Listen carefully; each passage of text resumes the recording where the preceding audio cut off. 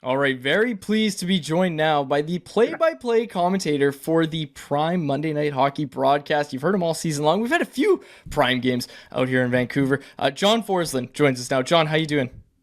I'm great, guys. Thanks for having me. I appreciate it. We appreciate you joining us today. Coming to us from a hotel room in St. Louis, I would Yes, assume. Yes, heading they down. found one for me. Can you believe it? Amazing, Yeah. amazing. Heading down to Yep. the game. Just tonight's game. These two teams. Like, what are you expecting to see? Who knows? How's that for an answer? I mean, when you look at the importance of the game, which is really important for both teams, you look at the state of the union for the Canucks. You look at the Blues with a coaching change already and kind of where they're at. You have two desperate teams. So I hope it's a lively Monday night. I hope Vancouver comes out looking to start a road trip on time. And I know the Blues are after that. They were very disappointed with their first period on Saturday night here against Dallas. So I think they'll be charged up at home. Quinn Hughes has been the main storyline in Vancouver here. It feels like every night he's putting the team on his back. Another 2-goal performance against the Capitals. It's interesting because when Quinn first came into the league, I think everybody knew that he was going to be a really special player. But the last season or so, seeing just his evolution, winning the Norris Trophy, he's found that next gear, that next level. Locally, we're always in awe of him. I'm curious what you think just nationally, seeing him level up and whether that's caught you by surprise. Well, you should be. Everybody should be in awe of this player. This player will go down as one of the great players to play the game. Hopefully, injury free, and he has a long career. Hopefully, he can touch a Stanley Cup at some point because he'll deserve it. We were talking about him with Jody Shelley and Thomas Hickey this morning at the skate. And if there's one player, and both these guys made this statement, there's one player that's utmost important. And this is all due respect to the two big guys in Edmonton. But we can see when one of those guys comes out, they're okay. You take both out, which is likely not to happen, who knows. But Quinn Hughes, based on the makeup of this team, is so important and so valuable. And he really makes them run. And it all starts from him. And he accepted the captaincy at a young age. And to me, I'm intrigued by it because I'm around him a little bit, but on the outside. And he appears like he's a very underassuming young guy who is going to lead by example. But I think he has more of a competitive fire than he lets out. I think we see it on the ice. We'll never see what goes on inside the walls of the room. But I think there's a presence there. There has to be. There's built-in respect. This is a tremendous hockey player that we're lucky enough to watch. And listen, I'm old enough to go over a lot of different generations of players, right? And I've seen the game change. And I remember a day when an undersized guy like him might not have a chance to play in the National Hockey League. And how stupid were we at that time? Because think about the skill level. And I know there were a lot of guys who played the game like him who had to go to Europe to make a living. Or play in the American League and maybe get a sniff, come playoff time, only because of their size. But Quinn Hughes defends way above his size. He defends by possessing the puck. He backs everybody off. You guys know this. You get to watch him all the time. So I don't have to tell the Canuck fan base about how great he is. But I can just tell you from my standpoint, I love watching him play. I love calling games when he has the puck because anything can happen. John, you spent years in Carolina. You obviously crossed paths with Jim Rutherford at that point. With all the noise around this team right now, like, look, Miller, Pettersson, these guys' names are both out there right now. Like, what do you think's going through Jim Rutherford's head right now? I think, the thing about Jim, he's got the experience, that's obvious. But with that experience comes a great deal of patience and the ability to block out outside noise and have the courage of his convictions. And I believe he has all that. And I think he and Patrick obviously work very well together. And I think they have, I don't know Patrick that well, but it seems like he has the same type of personality. Whereas, they're not going to panic. And this is unfortunate what's happened here because he's really not, I don't believe that Jimmy's in a position of strength right now. And he wants to be. He wants to be in a position of strength to make the best deal for the Canucks. He's just not going to make a deal. I don't know if addition by subtraction is the best thing to do here because you got a team that showed last year what they have and the framework of where they can go. And I don't think you just take that type of player, or if it's Pettersson, I don't think you just take that player off the roster and just life goes on with a futures deal. I think he's trying to make a really good deal. I don't know when that happens. I do know, as you both do, that the situation is off the charts right now, with everybody talking about it. In the local market, there's been some discussion around whether the Canucks play too boring of a style, low event. They've had trouble generating shots in offense all year. I think since January 1st, they've scored the fewest goals per game in the NHL, where it's almost like Quinn Hughes, the offense is all on him. But outside of that, the team's maybe been tough to watch and had a real tough time generating offense. I'm curious, because you have a broader perspective on the league. What stands out about the Canucks playing style? And in your mind, is it too limited in terms of offensive creativity? I think it's too limited in terms of the depth they have. I think when you go down the lines and you start getting to the bottom six, if you guys look around at rosters and you look at the teams that are real and are elite right now in that cycle, the bottom half of the forward group supports everything, because at some point they're going to be asked to score. And certainly that's going to happen in the playoffs. Yes, your big players will always, you hope, come through. The old adage of best players have to be best. We hear that 8,000 times a week, around the league. But it is true, but it doesn't always happen. So I believe, when you look at it, and it's funny because you ask about a team that's maybe boring to watch. And I know the team that I cover on a regular basis, Seattle, they've tried to open up their game. And I think what they've done is, over the previous 3 seasons where Dave Hackstall kind of laid down a defensive foundation, they've robbed Peter to pay Paul.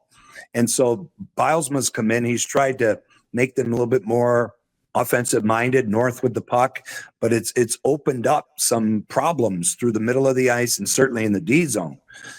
Rick knows what he's doing. I mean, he's got a great track record. And most of the coaches will tell you around the league that all great offensive plays come from defensive hockey first.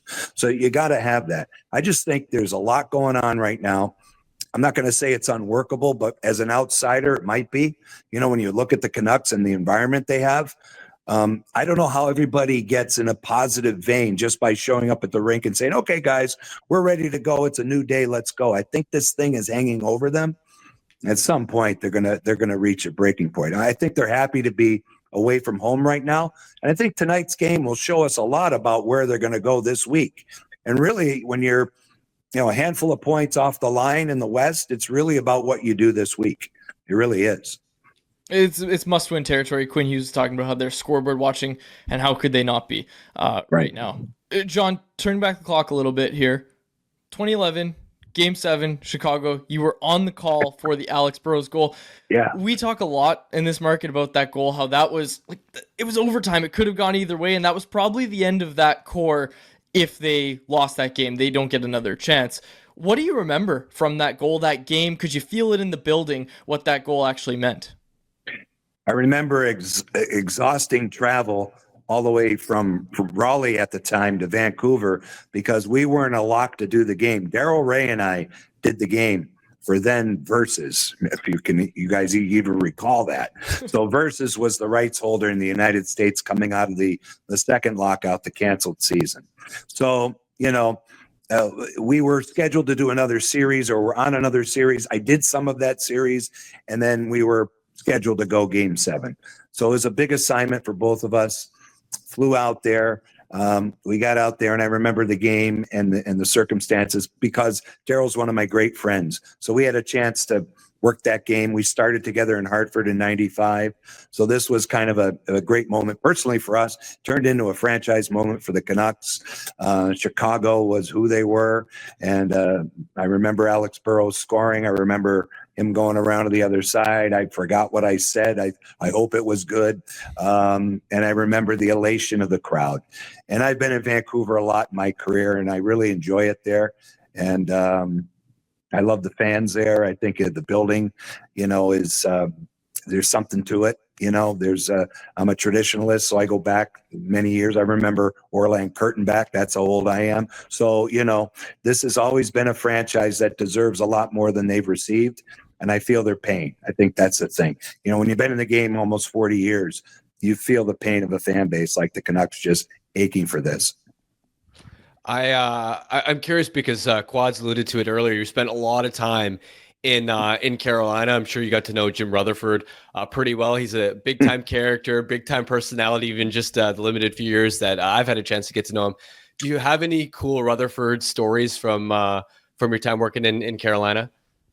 Jimmy is single-handedly responsible for launching my career. There are a few people that have touched me in the minor leagues. It was a guy named Jim Roberts, a long time, and obviously we're in St. Louis. It's ironic. I'm going to talk about him on the show tonight at the top during our pregame thing.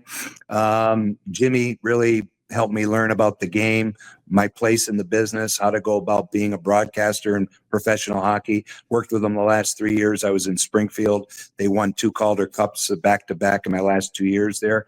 And then I went to Hartford and went through the upheaval of ownership change. And Mr. Karmanos came in with Jim Rutherford, and they bought the team. And Jimmy entrusted me in the first couple of years to be a management person because that's where I was and just doing a little radio work, but I was still doing freelance TV work on the side, and that's what I wanted to do. Jimmy made some things happen for me in 1995, and I was able to become the voice of the Whalers on television in that season. And then we had one more year, and then we left. And he asked me to come to Raleigh, and it was the greatest thing. I had 1 year left on my contract. Greatest thing I did at the time for my career, most importantly for my family. We're able to raise 3 children there in Raleigh. Jimmy was always fair with me, always, and I always negotiated with Jimmy. I was a team employee. So I think when I started to feel my oats a little bit as I got older and I started to do more national work, I think I was up for a contract, and I went in.